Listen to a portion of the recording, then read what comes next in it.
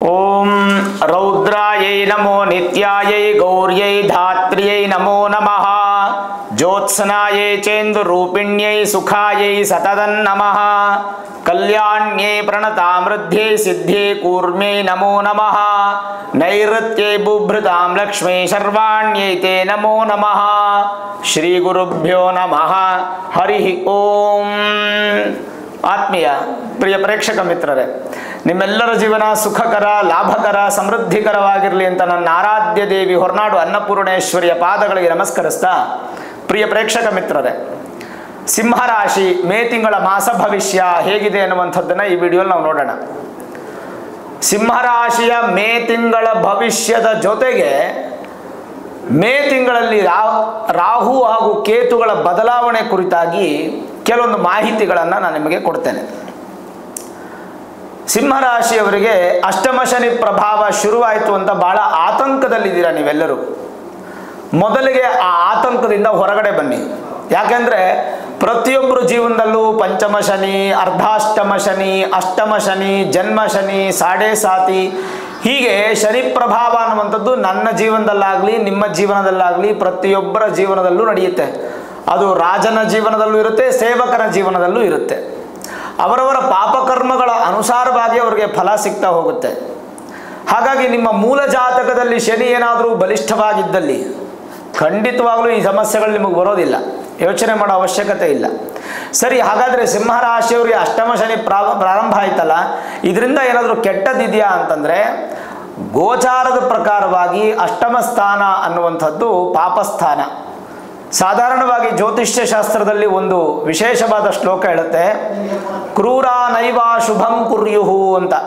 ಅಂದರೆ ಕ್ರೂರ ನೈವ ಶುಭಂ ಕುರ್ಯುಹು ಅಂದರೆ ಅರ್ಥ ಏನು? ಕೆಟ್ಟ ಗ್ರಹಗಳು ಕೆಟ್ಟ ಸ್ಥಾನದಲ್ಲಿದ್ದರೆ ಶುಭ ಫಲ ಕೊಡುತ್ತೆ ಅಂತ. ಹಾಗಂತ ನಿಮ್ಗೆ ಅಷ್ಟಮ ಶನಿ ಅದ್ಭುತ ಅಂತ ನಾನು ಹೇಳ್ತಿಲ್ಲ. ನಿಮ್ಮ ಜಾತಕದ ಅನುಸಾರವಾಗಿ ನಿಮಗೆ ಫಲ ಕೊಡ್ತಾ ಬರುತ್ತೆ. ಸಿಂಹರಾಶಿಯವರಿಗೆ ಋಣರೋಗ, ಶತ್ರು, ಪಾರ್ಟ್ನರ್ಶಿಪ್ ಬಿಸ್ನೆಸ್ಸು, ವಿವಾಹ ಸಂಬಂಧ ಇಷ್ಟು ಕೂಡ ಶನಿನೇ ಅಧಿಪತಿ ಆಗ್ತಾರೆ.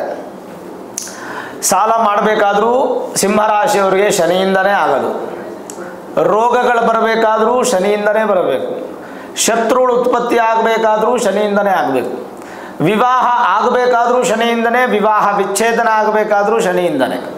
ಪಾರ್ಟ್ನರ್ಶಿಪ್ ಬಿಸ್ನೆಸ್ಸಲ್ಲಿ ಸಕ್ಸಸ್ಸು, ಫೇಲ್ಯೂರು ಅದು ಕೂಡ ಶನಿಯಿಂದನೇ ಆಗಬೇಕು. ಇಷ್ಟಕ್ಕೆಲ್ಲ ಅಧಿಪತಿ ಆದಂಥ ಶನಿ ಅಷ್ಟಮ ಸ್ಥಾನದಲ್ಲಿದ್ದಾಗ ನಿಮ್ಮ ಮೂಲ ಜಾತಕದ ಪರಿಶೀಲನೆ ಭಾಳ ಮುಖ್ಯ.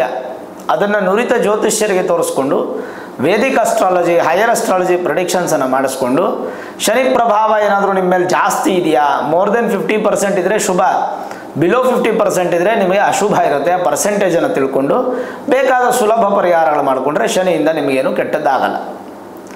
ಇನ್ನು ಬದಲಾವಣೆಗಳು ಏನೇನು ಅಂತಂದರೆ, ಮೊದಲನೇದಾಗಿ ಇದೇ ತಿಂಗಳು ಮೇ ತಿಂಗಳು 15ನೇ ತಾರೀಕು ನಿಮಗೆ ಗುರುಬಲ ಅನ್ನುವಂಥದ್ದು ಪ್ರಾರಂಭ ಆಗುತ್ತೆ.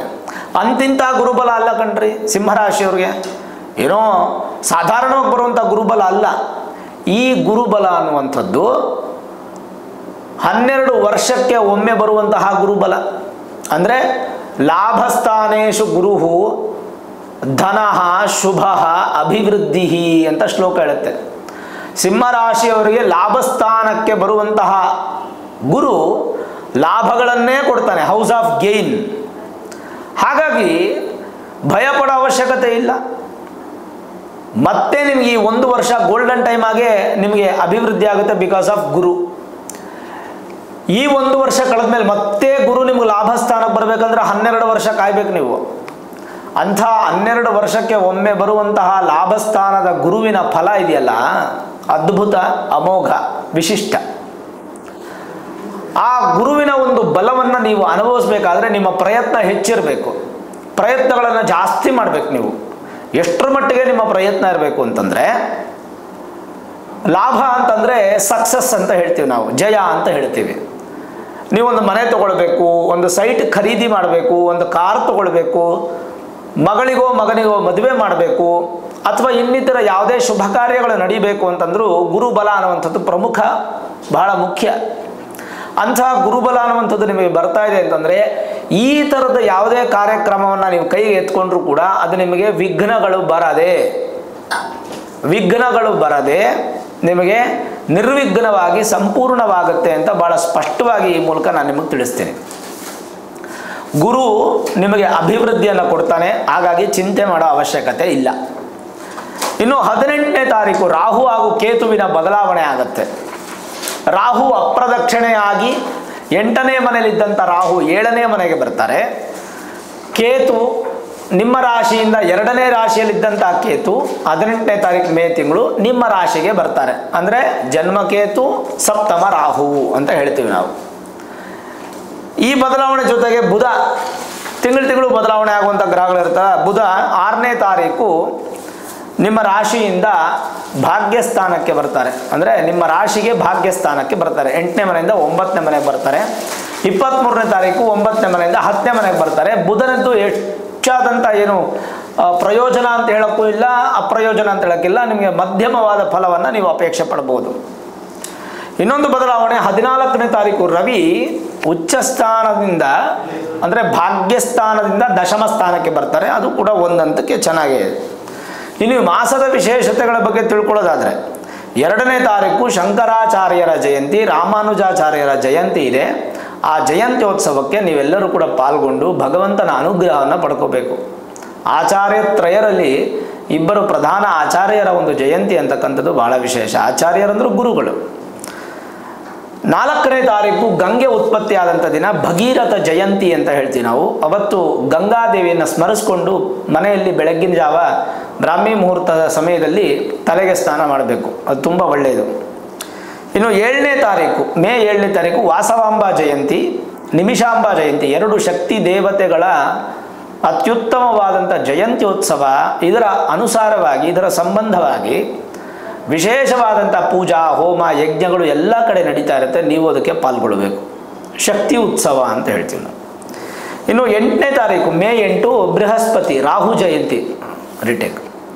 ಇನ್ನು 8ನೇ ತಾರೀಕು ಮೇ 8ನೇ ತಾರೀಕು ಬೃಹಸ್ಪತಿ ಗುರು ಜಯಂತಿ.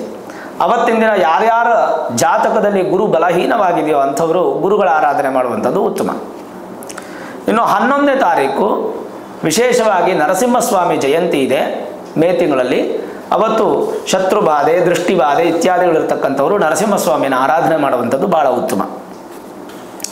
ಈ ಮಾಸದಲ್ಲಿ ಪೌರ್ಣಮಿ ಅಮಾವಾಸ್ಯೆ ಬಗ್ಗೆ ಕುರಿತು ಹೇಳೋದಾದರೆ 12ನೇ ತಾರೀಕು ಮೇ 12 ಪೌರ್ಣಮಿ, ಅದನ್ನು ಬುದ್ಧ ಪೌರ್ಣಮಿ ಅಂತ ಕರಿತೀವಿ. ಮೇ 27ನೇ ತಾರೀಕು ಬಾದಾಮಿ ಅಮಾವಾಸ್ಯೆ. ಈ ಮಧ್ಯೆ ಒಂದು ಶನಿ ಪ್ರದೋಷ ಬರುತ್ತೆ. 24ನೇ ತಾರೀಕು ಮೇ ತಿಂಗಳಲ್ಲಿ ಶನಿ ಪ್ರದೋಷ. ಶನಿ ಪ್ರದೋಷ ಅಂತಂದರೆ ಪ್ರದೋಷ ಕಾಲದಲ್ಲಿ ತ್ರಯೋದಶಿ ದಿನ ನಂದಿ ಹಾಗೂ ಶಿವರಿಗೆ ಅಭಿಷೇಕ ಆಗಿ ಸ್ವಾಮಿ ಆರಾಧನೆ ಆಗುತ್ತೆ. ಈ ಸಮಯದಲ್ಲಿ ಶನಿವಾರ ಬಂದದ್ದು ಭಾಳ ವಿಶೇಷ. ಶನಿ ಪ್ರದೋಷದ ದಿನ ಸಿಂಹರಾಶಿಯವರು ಶಿವನ ದೇವಸ್ಥಾನಕ್ಕೆ ಹೋಗಬೇಕು. ಯಾಕೆ ಹೋಗಬೇಕು ಅಂದರೆ ನಿಮ್ಗೆ ಅಷ್ಟಮ ಶನಿ ಪ್ರಭಾವ ಕಡಿಮೆ ಆಗಲಿಕ್ಕೆ. ಹಾಗಿದ್ದರೆ ಈ ಒಂದು ರಾಹುಕೇತುವಿನ ಬದಲಾವಣೆಯಲ್ಲಿ ಏನು ಫಲ? ಮೊದಲಿಗೆ ಕೇತು ನಿಮ್ಮ ರಾಶಿಗೆ ಬರೋದರಿಂದ ಮೇ 18ರಿಂದ ಏನು ಫಲ ಅಂತಂದರೆ ಜಯೋ ವಪುಶ್ಚ ತತ್ಸರ್ವಂ ಚಿಂತನೀಯಂ ವಿರಾಶಿತಃ ಶರೀರವರ್ಣಾಕೃತ ಲಕ್ಷಣಾನಿ ಯಶೋಗುಣಸ್ಥಾನ ಸುಖಾನಿ ಅಂತ ಶ್ಲೋಕ ಹೇಳುತ್ತೆ. ಇದರರ್ಥ ಏನು? ಶನಿ ಮತ್ತು ಕೇತು, ರಾಹು ಮತ್ತು ಕುಜ ಈ 4 ಗ್ರಹಗಳು ಅತ್ಯಂತ ಪಾಪಗ್ರಹಗಳು. ಅದರಲ್ಲಿ ಕೇತು ನಿಮ್ಮ ರಾಶಿಗೆ ಬರ್ತಾ ಇದ್ದಾರೆ ಅಂತಂದರೆ ಏನು ಲಕ್ಷಣಗಳನ್ನು ಕೊಡುತ್ತೆ ಅಂತಂದರೆ ಸ್ವಲ್ಪ ರೂಢ ಆಗ್ತೀರ ನೀವು, ಕೋಪ ಜಾಸ್ತಿ ಬರುತ್ತೆ, ತಾಮಸ ಗುಣ ರಾಜಸ ಗುಣ ಜಾಸ್ತಿಯಾಗಿ ಸಿಟ್ಟು ಜಾಸ್ತಿ ಆಗುವಂಥದ್ದು, ಒಬ್ಬೊಬ್ಬರ ಮೇಲೆ ಕಿರ್ಚಾಡುವಂಥ ಸಾಧ್ಯತೆಗಳು. ಅಂದರೆ ಅದರ ಅರ್ಥ ಕೋಪ ತುಂಬ ದೊಡ್ಡ ಪ್ರಮಾಣ ಆಗೋ ಸಾಧ್ಯತೆಗಳು. ಸ್ವಲ್ಪ ಅಸಂಬದ್ಧ ನಿರ್ಧಾರಗಳು, ನಿಮ್ಮ ನಿರ್ಧಾರಗಳು ಸ್ವಲ್ಪ ವ್ಯತ್ಯಾಸಗಳಾಗುವಂಥ ಸಾಧ್ಯತೆಗಳು ಇರುತ್ತೆ. ಅದನ್ನು ಬ್ಯಾಲೆನ್ಸ್ ಮಾಡಬೇಕು ನೀವು. ಆಮೇಲೆ ಈ ಕೆಟ್ಟದ್ದು ನಡೆಯುತ್ತಲ್ಲ ಅಂಥ ಜಾಗಗಳೆಲ್ಲ ಜಾಸ್ತಿ ಹೋಗಬೇಡಿ. ಎಕ್ಸಾಂಪಲ್ ಈ 3 ದಾರಿಗಳಲ್ಲಿ ಅಥವಾ ರೋಡ್ ಹಿಟ್ ಅಂತ ಹೇಳ್ತೀವಲ್ಲ, ರೋಡ್ ಕುತ್ತು ಅಂತ ಹೇಳ್ತೀವಲ್ಲ, ಅಂಥ ಜಾಗಗಳೆಲ್ಲ ಜಾಸ್ತಿ ಓಡಾಡಬೇಡಿ. ಎಸ್ಪೆಷಲಿ ಚಪ್ಪಲಿ ಇಲ್ಲದೆ ಓಡಾಡಲೇಬೇಡಿ. ನಿಮ್ಗೇನಾದರೂ ಒಂದು ನಿಂಬೆಹಣ್ಣು ಕಾಣಿಸ್ತು, ಒಂದು ಯಂತ್ರ ಕಾಣಿಸ್ತು, ಅದನ್ನು ಮುಟ್ಟೋದು ಕೈಯಲ್ಲಿ, ಅದನ್ನು ದಾಟೋದು ಮಾಡೋಕ್ಕೆ ಹೋಗ್ಬೇಡಿ. ಸುಮ್ಮನೆ ಅದನ್ನೇನು ಮಾಡಿ, ಅದನ್ನು ನಿರ್ಲಕ್ಷ್ಯ ಮಾಡಿ ಸೈಡಿಂದ ಹೋಗ್ಬೇಡಿ. ಯಾಕೆಂದರೆ ಇಂಥ ಸಂದರ್ಭದಲ್ಲಿ ಸ್ವಲ್ಪ ಕೇತು ರಾಶಿಯಲ್ಲಿದ್ದರೆ ಸ್ವಲ್ಪ ಈ ನೆಗೆಟಿವ್ ಈವಿಲ್ ಸ್ಪಿರಿಟ್ಸು ಜಾಸ್ತಿ ನಿಮ್ಮ ದೇಹದೊಳಗೆ ಜಾಸ್ತಿ. ಸಾಧ್ಯವಾದಷ್ಟು ಸ್ವಲ್ಪ ದೃಷ್ಟಿ ಕಡಿಮೆ ಮಾಡಿಕೊಳ್ಳಿಕ್ಕೆ ಕಪ್ಪು ದಾರವನ್ನು ಹೆಣ್ಮಕ್ಳು ಎಡಗಾಲಿಗೆ, ಗಂಡು ಮಕ್ಕಳು ಬಲಗಾಲಿಗೆ ಕಟ್ಕೊಳ್ಳಿ. ಅದು ತುಂಬ ಒಳ್ಳೆಯದು. ಕೆಲವೊಂದು ಕಷ್ಟಗಳು ಬರುತ್ತೆ, ಆ ಕಷ್ಟಗಳನ್ನು ನೀವೇ ಬ್ಯಾಲೆನ್ಸ್ ಮಾಡ್ಕೋಬೇಕು. ಅದು ತುಂಬ ಮುಖ್ಯವಾಗುತ್ತೆ. ಕೇತುವಿನ ಪ್ರಭಾವ ಅನ್ನುವಂಥದ್ದು ನಿಮಗೆ ಜಾಸ್ತಿನೇ ಇದೆ ನೆಗೆಟಿವ್ ಆಗಿ. ಇನ್ನು ಸಪ್ತಮಕ್ಕೆ ಬರುವಂಥ ರಾಹು ಏನು ಹೇಳುತ್ತೆ? ವಿವಾಹ ಮದನ ಲೋಕಭಾರ್ಯ ಭರ್ತ್ಯ ಸಮಾಗಮಾಹ ಶಾಸ್ತ್ರ ಪ್ರವೀಣೈರ್ಹಿ ವಿಚಾರಣೀಯಂ ಕಲತ್ರ ಭಾವೇ ಕಿಲ ಸರ್ವಮೇತತ್ ಅಂತ ಹೇಳುತ್ತೆ. ಏನಿದ್ರ ಅರ್ಥ? ಸಪ್ತಮದಲ್ಲಿ ರಾಹು ಜನ್ಮದಲ್ಲಿದ್ದರೆ ದೋಷ, ಗೋಚಾರದಲ್ಲಿದ್ದರೆ ದೋಷ ಇಲ್ಲ. ಹಾಗಾಗಿ ಏನು ಚಿಂತೆ ಮಾಡೋ ಅವಶ್ಯಕತೆ ಇಲ್ಲ. ಇದರ ಸಂಬಂಧಪಟ್ಟಾಗಿ ಕೆಲವೊಂದು ಇಂಪಾರ್ಟೆಂಟ್ ಮಾಹಿತಿಗಳನ್ನು ನಿಮಗೆ ಕೊಡೋದಾದರೆ, ಸಪ್ತಮದಲ್ಲಿ ರಾಹು ಇದ್ದಾಗ ಏನು ನೆಗೆಟಿವ್ ಏನು ಪಾಸಿಟಿವ್ ಅನ್ನುವಂಥದ್ದನ್ನು ನಾವು ನೋಡೋಣ. 7ನೇ ಮನೆ ಶನಿಯ ಮನೆ ಆದ್ದರಿಂದ ನಿಮಗೆ ಹೆಚ್ಚಿನ ಪ್ರಭಾವ ನೆಗೆಟಿವ್ ಆಗಿ ಇರೋದಿಲ್ಲ. ರಾಹು ಸಪ್ತಮದಲ್ಲಿ ಇದ್ದಾಗ ದಿಢೀರ್ ಅಂತ ನಡೆಯುತ್ತೆ. ಅಚಾನಕ್ಕಾಗಿ ಕೆಲವೊಂದು ಅಭಿವೃದ್ಧಿಗಳನ್ನು ಕಾಣ್ಬೋದು. ದಿಢೀರ್ ಅಂತ ಮದುವೆ ಆಗೋದು, ದಿಢೀರ್ ಅಂತ ಶುಭ ಕಾರ್ಯಗಳಾಗೋದು, ಬೇಗ ಶ್ರೀಮಂತರಾಗ್ಬಿಡೋದು, ಬೇಗ ಬಡವರಾಗ್ಬಿಡೋದು, ಎರಡೂ ಆಗುತ್ತೆ ರಾಹು 7ನೇ ಮನೆಯಲ್ಲಿದ್ದಾಗ. ನಿಮ್ಮ ಗ್ರಹಚಾರ ಮತ್ತು ನಿಮ್ಮ ಗೋಚಾರ ಮತ್ತು ನಿಮ್ಮ ಜನ್ಮ ಜಾತಕದ ಮೇಲೆ ಡಿಪೆಂಡ್ ಆಗುತ್ತೆ. ಸಂಪತ್ತು ಅಭಿವೃದ್ಧಿ ಮಾಡ್ಕೊಳ್ತೀರಾ, ಅಭಿವೃದ್ಧಿ ಮಾಡ್ತಾ ಸ್ವಲ್ಪ ಹಣನೂ ಕಳ್ಕೊತೀರಾ, ಅದ್ರ ಬಗ್ಗೆ ಗಮನ ಇರಲಿ. ಸ್ವಲ್ಪ ಮನಸ್ಸು ದುಃಖ ಜಾಸ್ತಿ ಆಗುತ್ತೆ. ಜೊತೆಗೆ ಈ ಪ್ರೇಮ ವಿವಾಹ ಇತ್ಯಾದಿಗಳಲ್ಲಿ ಮೋಸ ಹೋಗುವಂಥ ಸಾಧ್ಯತೆ, ತೀವ್ರವಾಗಿ ಮಾನಸಿಕ ದುಃಖವಾಗುವಂಥ ಸಾಧ್ಯತೆ, ಇದನ್ನೆಲ್ಲ ಸ್ವಲ್ಪ ಬ್ಯಾಲೆನ್ಸ್ ಮಾಡಿಕೊಳ್ಬೇಕು, ತುಂಬ ಮುಖ್ಯ. ವಿಶೇಷವಾಗಿ ಕೆಲವೊಂದು ಸಂದರ್ಭದಲ್ಲಿ ನೀವು ತಗೊಳ್ಳುವಂಥ ಡಿಸಿಷನ್ನು ಕರೆಕ್ಟಾಗಿರಲ್ಲ. ಹಾಗಾಗಿ ಹಿರಿಯರನ್ನು, ಅನುಭವಸ್ಥರನ್ನು, ನೀವು ಮಾರ್ಗದರ್ಶಕರನ್ನು ನೀವು ಭೇಟಿ ಮಾಡಿ ತದನಂತರ ಡಿಸಿಷನ್ ತಗೊಳ್ಳೋದು ಉತ್ತಮ.